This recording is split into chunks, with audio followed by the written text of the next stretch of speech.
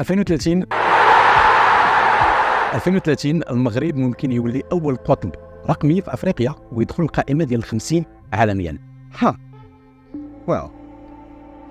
باش نحققوا هذا الهدف هذا الاستراتيجيه الوطنيه للمغرب الرقمي 2030 اللي اعلنت عليها مؤخرا الوزاره المكلفه بالانتقال الرقمي واصلاح الاداره، كتركز على 3 ديال المحاور مهمه. المحور الاول هو رقمنه 100% من الخدمات العموميه. اي وثيقه يحتاجها المواطن يمكن ليه ياخذها غير الانترنت، وهذه خطوه مهمه غترد المعاملات ديالنا مع الاداره العموميه اكثر سهوله واكثر شفافيه. المحور الثاني تعميم الانترنت على جميع مناطق المملكه بدون استثناء. الارقام الاخيره ديالنا نعطيك كتقول بان نسبه المغاربه اللي عندهم انترنت في جوان 2023 كتوصل تقريبا ل 98.9%. في 2024 غيتم اطلاق المرحله الثانيه من المخطط الوطني لتنميه الصبي العالي والعالي جدا، وكذلك غادي يتم توسيع شبكه الكاتجي على باقي المناطق اللي مازال كتعاني من ضعف او انعدام الانترنت. المحور الثالث هو تعزيز الاقتصاد الرقمي.